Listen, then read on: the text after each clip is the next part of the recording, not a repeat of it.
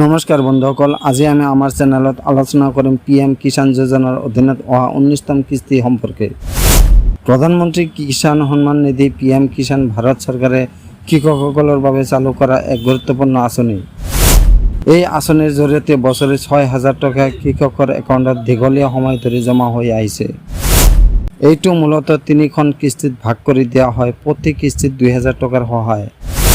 বৰ্তমান ঘোষণা অনুসৰি কেন্দ্ৰীয় কৃষি মন্ত্ৰালয়ে সদ্য ঘোষণা কৰিছে যে 19তম কিস্তিৰ টকা অহা ৫ আগষ্ট ২০২৫ তাৰিখৰ পৰা দেশৰ লাখ লাখ কৃষকৰ একাউণ্টত জমা হ'ব।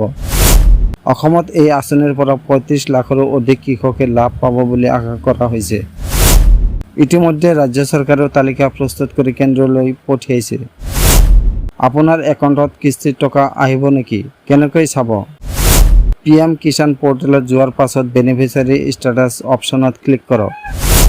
আপোনাৰ আধাৰ নম্বৰ বা মোবাইল নম্বৰ দিয়ক। তাৰ পাছত আপুনি চাব পাৰিব কিমান কিস্তি পাইছে আৰু 19তম কিস্তিৰ ৰিলিজ হ'ল নে নাই, কোনে লাভ কৰিব। যিসকলে এতিয়ালৈকে PM কিষাণ আঁচনিৰ অধীনত নাম অন্তৰ্ভুক্ত কৰিছে আৰু যিসকলৰ KYC সম্পূৰ্ণ হৈছে, আধাৰ নম্বৰৰ সৈতে একাউণ্ট লিংক হৈছে, তেওঁলোকৰ একাউণ্টত এই কিস্তি জমা হ'ব।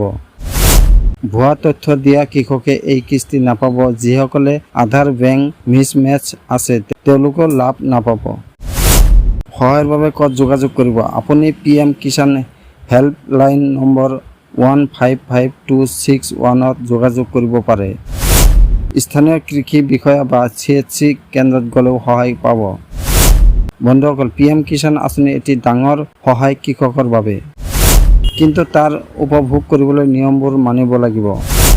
কিছুমান সময়ত কিছুমান কৃষকে কিস্তি লাভ নকৰাৰ কাৰণ হ'ল আধাৰ মিছমেচ, KYC অসম্পূৰ্ণ, একাউণ্ট ভুল।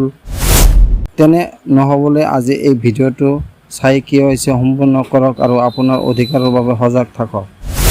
শেষত আপোনালোকৰ মাজত কোনে এই কিস্তি পালে কমেণ্টত জনাব। চেনেলটো নতুন হ'লে লাইক, শ্বেয়াৰ আৰু ছাবস্ক্ৰাইব কৰিবলৈ নাপাহৰিব। ধন্যবাদ।